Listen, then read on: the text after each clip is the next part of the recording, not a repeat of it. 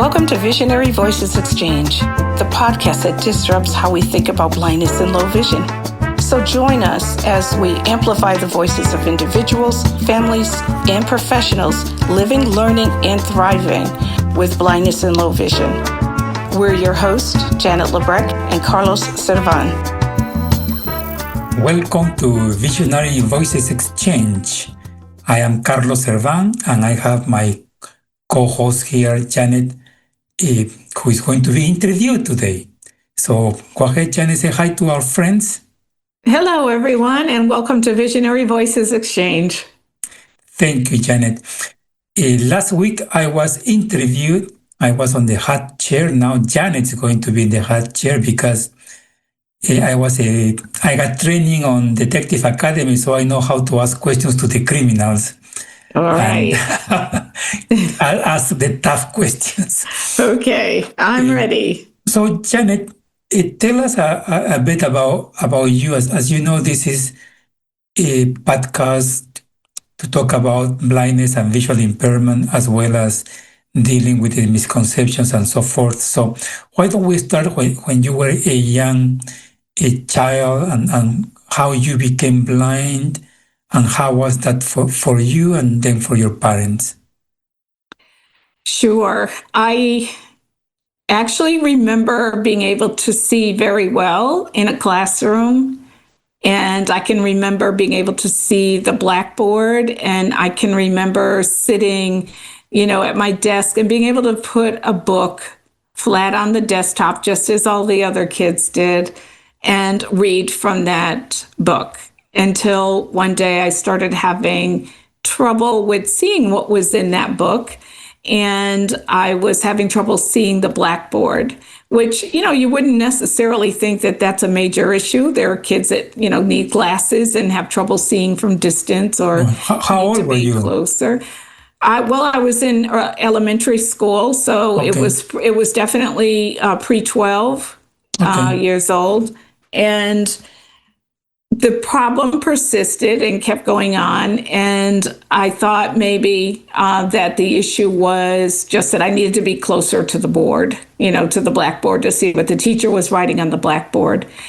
And one of my teachers actually thought that I was misbehaving, that I really could see, but I was acting out, that I wasn't giving them the answer that they were expecting. Stop fooling around, that kind of dialogue. And I wasn't fooling around. I wasn't the type of a kid that would, fool around in that way anyway. And fortunately, there was another person in the class, an adult that was, certainly, I think, perceptive enough to recognize that there was a problem. And she took me aside after the class and she said, do you have glasses? Do you wear glasses? And I said, no, I don't have glasses. I've never worn glasses. And she said, I think you need to get an eye exam. Maybe, you need glasses.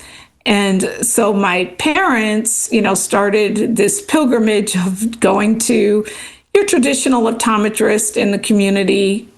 And the optometrist said, yes, there's definitely something going on, and glasses is not going to help it. I can't tell you what it is, but there is something definitely seriously wrong. And so they made referrals for us to go to Mass Eye and Ear in Boston, Massachusetts. And we started a 2-year pilgrimage to Mass Eye and Ear Infirmary, where we finally learned, after 2 years of all kinds of extensive tests and meeting different doctors and having our eyes dilated umpteen times and sitting in dark rooms for hours on end waiting, to see what the doctors thought the problem was. And it was later, diagnosed as retinitis pigmentosa.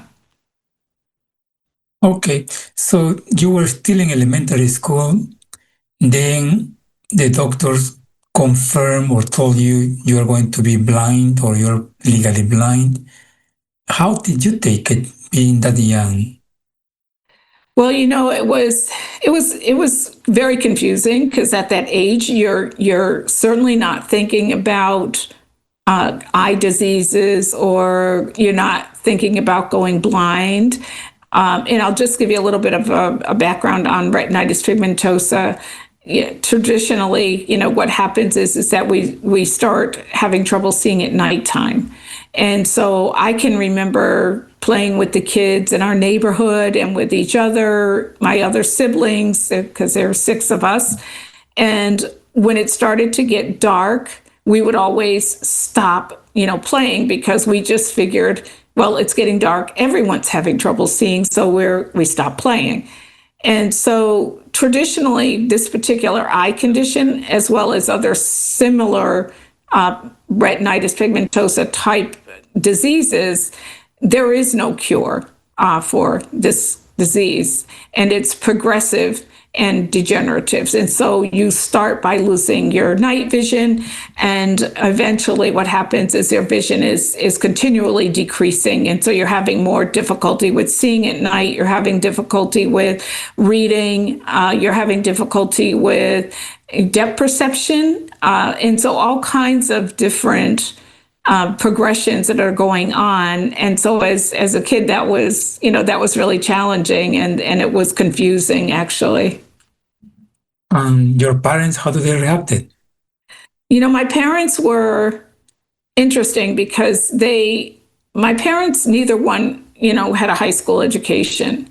So being in the medical community and being from an African American family, they were not as comfortable, in any type of a medical environment. And I think it primarily was because they, weren't used to being around, researchers and doctors that were speaking, this type of medical jargon that they have never heard of, that I certainly had never heard of. But they wanted us to bring all of our siblings in. And so they suspected that if I were having the problem, that other siblings might be having the same problem.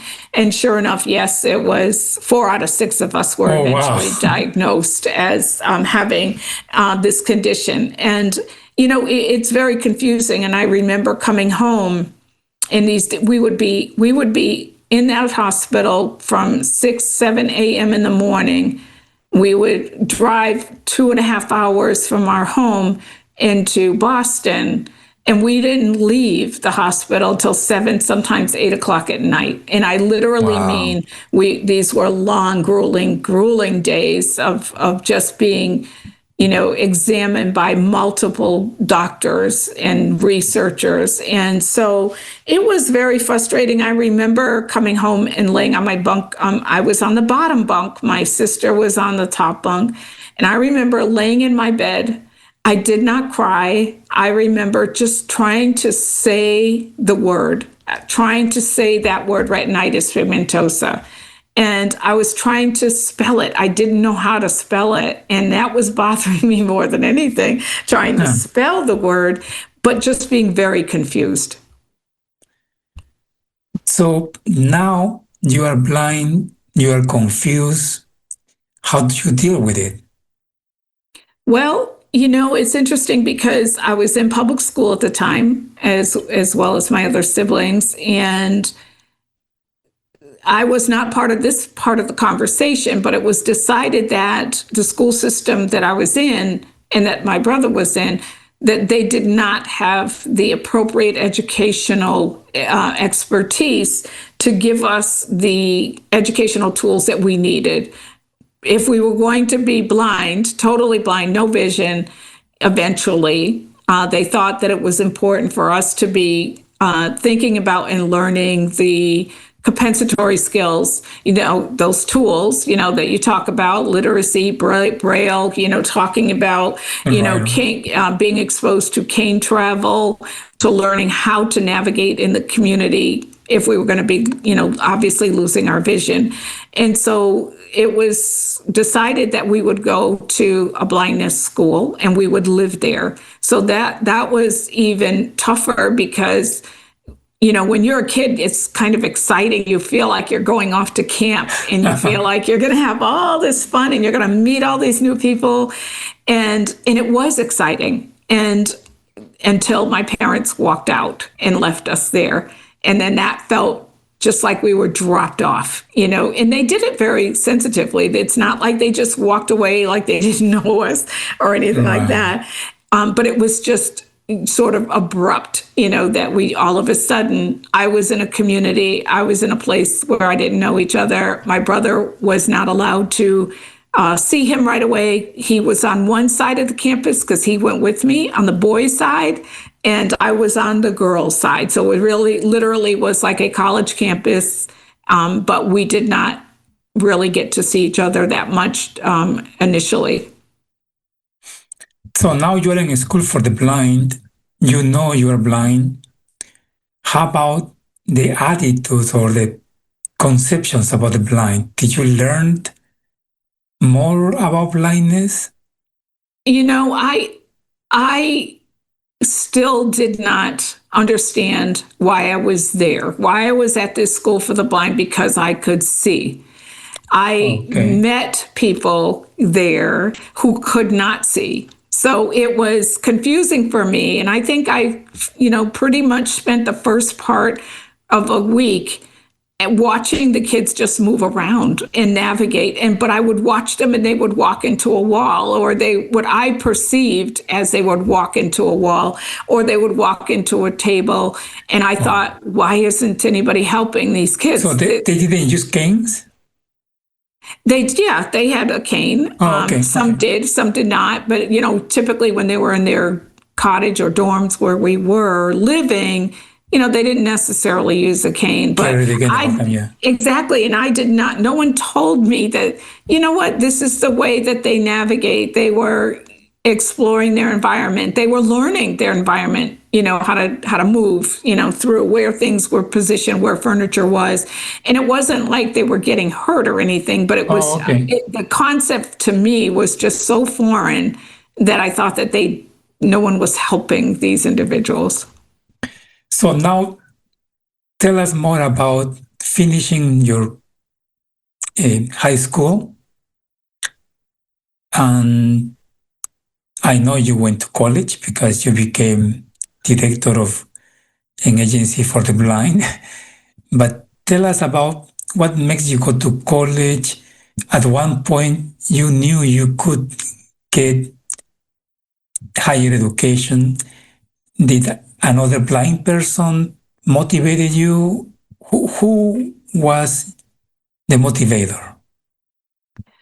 Well, as I was in high school at Perkins School for the Blind, I decided that I did not want to stay there. I decided that I had learned what I needed to learn and that I wanted to go back to my community and graduate with my peers from high school in my community. Public school, okay. Yeah, public school. So, and that took me about a year to convince people that I definitely was adamant about not staying there. I got a great education. I got to do things that I never would have thought I could ever do, such as, joining the track and field team and traveling across, the United States to compete with other schools, other blindness schools, as well as other public schools. I got a chance to be in musicals and plays and things like that I probably would have never had, that exposure to had I not been in the blindness school. I also knew that I academically did very well at Perkins, and I knew that I wanted to go on to college. I had no clue as to what it was going to be like for me to go back to public school, finish my senior year, and then think about going on to college. And when I think back on it today, it was probably one of those mistakes that young people can sometimes make, and you think the grass is going to be greener on the other side, because it actually set me back. I was pretty isolated when I went back to my senior year back in the community. I wasn't allowed to join, the track and field team, and that was something I was really looking forward to because I knew that I had excelled in it. I had broken state records. And so it was very frustrating for me, to go back and feel as though I was isolated even more so than I was going to a blindness school. So I think thinking back on it, if I had to do that over again, I would probably not have made that decision. But I did know I wanted to go on to college also. And I think that's part of the reason why I was making that decision is I wanted the colleges to know that I was graduating from a public school and not a blindness school. Okay, then you were close to graduate from college. You go to college, and I assume you got services from an agency for the blind, right? I did, yep. And then you have a counselor.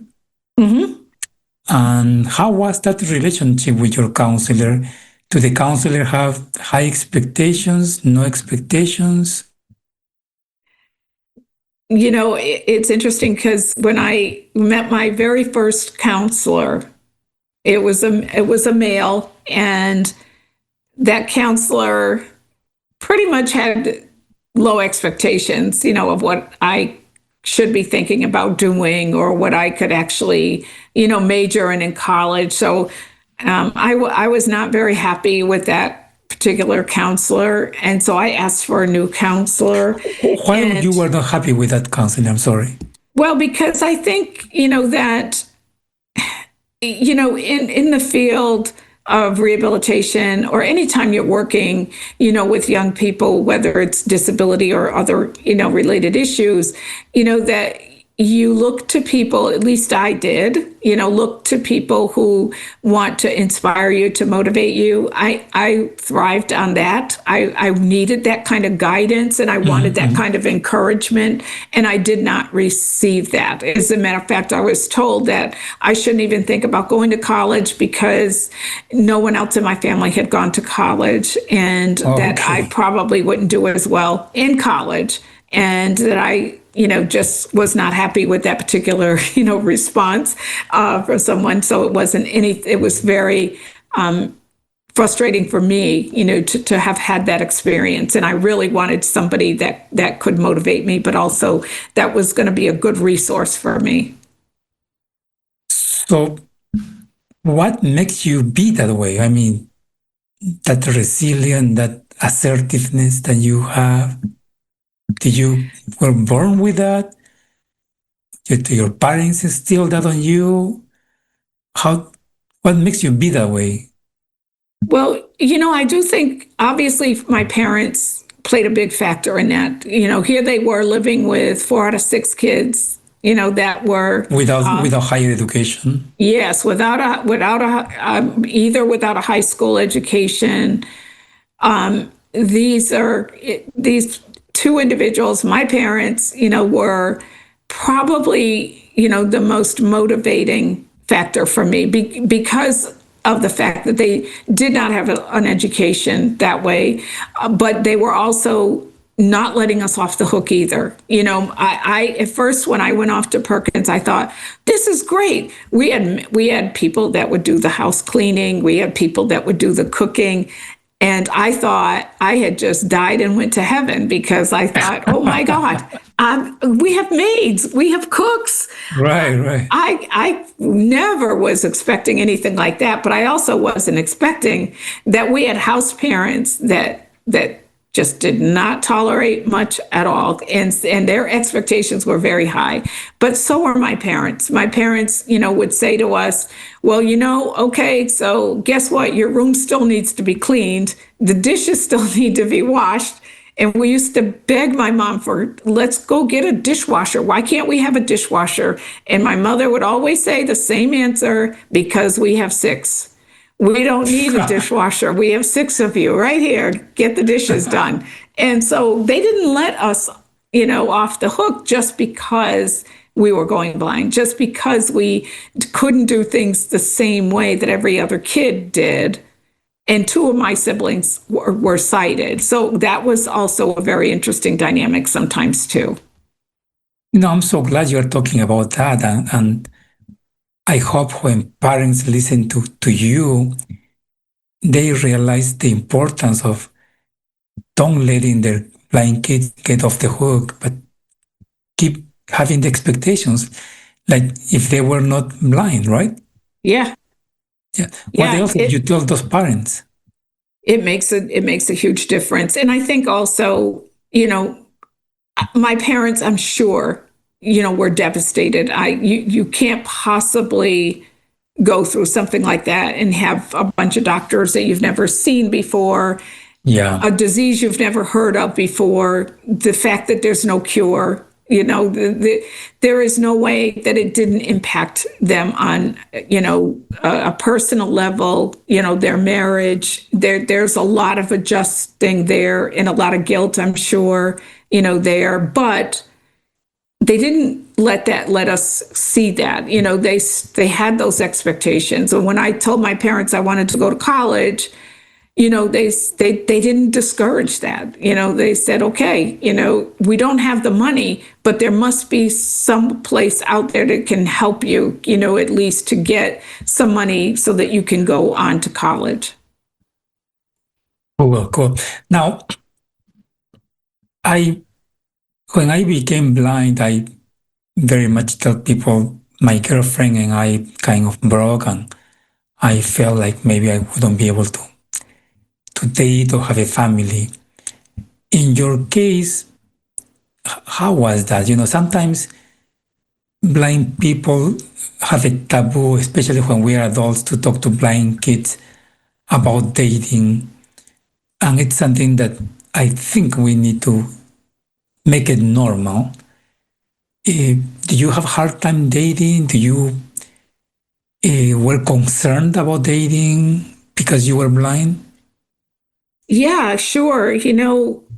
I think because I was so young when we were being treated, in when all of the testing was going on, when I went back to public school, I think that was my first real experience, with dating or not in my particular case, because I didn't get to have the same type of experiences that other girls, who were not blind, had. I didn't date, in high school. Nobody, certainly asked me to go on a date, or nobody asked me, to go to the prom, that kind of thing. So I didn't have those kinds of experiences. What did you feel though? You feel isolated. It never feels good. You want to It could be have those painful, kind of, right? Yeah. yeah, Yeah. absolutely. You want to have the Yeah. normal experiences of that. But I have to say that, when I went to Perkins School for the Blind, it was a different experience there than public school. So Perkins would try to normalize kids as much as possible, normalize experiences as much as possible. I think other than short of dating, I think that the thing that I also missed, which was equally a rite of passage for kids that did not have disabilities, was the experience of being able to drive. I could not have that experience, didn't have that experience, but my peers did not understand. They would ask me, well, when are you going to get your driver's license? Well, why aren't you taking driver's ed? We're taking driver's ed. You should be in there. And I'm like, you don't want to see me with a pair of keys in my hands. It's just not going to be good. So they didn't understand, that this was not going to happen. And in fairness to them, I was not good at explaining that to them, because then that would mean, that number one, I've accepted the whole idea that I was going to be blind. I think I was always still very hopeful that there would be a cure, hopeful that something would come along that would change that for me. That's right. Yep. But it didn't happen. So, dating and learning to drive are some of the rites of passage, for American kids or any kid anywhere in the world. Yeah. So, you assume you're going to have those experiences. For me, it didn't come until much later. Yeah. How was your first kiss? No, never mind. Okay. I want to move into now. You finished college. What makes you get into rehabilitation, and eventually you became director in Massachusetts, a very good director, by the way, and people admire you. Tell us about that, and then how you got into being the Rehabilitation Services Administration Commissioner. the highest federal level position for services for people with disabilities in the nation. Tell us about that. Well, I wanted to originally be a nurse, but realizing later on, that my vision loss was not going to result in me being able to be a nurse, that, I decided that I wanted to be able to at least work with people somehow, just like you talked about, you wanted to work with people, and I wanted to work with people also. I also remembered that what stuck with me was that experience that I had with my original counselor. Yeah. And I was not happy with that, that meeting of that counselor, or the reality of the low expectations. And I thought, this should be something that does not happen, to people. I didn't even know about the field of rehabilitation. I learned about the field when I was going to college, and I thought, okay, I don't know what this field is, but I think I would like to try it. And so I majored in human services, and then I decided to later on go on to my master's degree and get a master's degree in rehabilitation. And then got my first job actually at the Massachusetts Commission for the Blind. And I got my first job there because I challenged a decision, a policy decision that was made. I was having real severe headaches and photophobia, which is extreme light sensitivity, right, which goes along with the disease itself. And it was really causing me problems. But this pair of glasses came out by Corning called CPF lenses. They were brand new on the market. They were very expensive. I was on SSI benefits, so I didn't have that kind of money. Those glasses were $300, and that may as well have been $1 million to me. Back in those days, yeah. Yeah, they were really expensive, but they worked, and they really cut down the glare for me. And I stopped having a lot of the frequency of the headaches. And I asked the Commission for the Blind to pay for them, and they said no. And I asked them why, and they said, well, we're not used to paying for trendy glasses. And I'm like, these are not trendy glasses. I brought them medical information about the glasses in terms of what the purpose was. And I went back to my optometrist at the time, who I told him what happened. And he said, you go back and you build a case. And he said, and you can ask these questions, but you come up with your own questions also. So I asked for a hearing. I ultimately won my hearing. And on the way out the door, after winning my hearing, I got approached by a woman, and she said to me, would you like a job? And I said, doing what? And she said, a client assistance worker. I didn't know what that was. And I said, well, what is that? And she said, it's people who do exactly what you just did. You help people to solve problems. You advocate on behalf of a consumer for Social Security, the agency itself, or housing discrimination, all kinds of different issues that come up. And I was really pretty angry, even though I won my case. And I thought, I don't want to work for an agency that just tells people no, for no reason at all. And then I thought, well, wait a minute, I don't have a job. I need a job. and so I changed my tune real quick. And I interviewed for the position. I got it. But also before that, they asked me a question, and they said, are you looking for money from us besides the glasses? And I said, no. I said, but what I am looking for is a policy change. And I said, I don't think that you should arbitrarily be able to deny a person something like my request that I asked for, glasses that was reinforced by medical evidence. You had all kinds of information. No eye doctor read my case. And you just arbitrarily made a decision, and which is why I appealed my decision. And so it was that day forward that I knew that I wanted to be in this field, and that I would change things about the agency and advocate on behalf, of individual consumers as well. And so that became the foundation of my entire career path, being able to address those kinds of issues looking at policies and being able to not only interpret them, but determine whether those policies really are beneficial on behalf of the clients, or are those policies in place more or less to say no to a person. Wow. So you are a courageous woman, you are a smart woman. No wonder why President Obama appointed you to be the Rehabilitation Services Administration Commissioner. Now, Janet, in 1 minute we have left. What advice would you give to us? Well, my personal tagline that I use that I think really defines both my personal experiences as well as my professional experiences and career. And my personal tagline is, sometimes in life, adversity and barriers can become a pathway to opportunity. And I think that for me really is my journey. You can face adversity, you can face barriers, but there's always two sides, to a story. Whenever I encounter a challenge, I look for an opportunity. That's right. And I think that we can tend to think that disability is tragedy, it's life altering, it is devastating, and it is, but it isn't the whole story.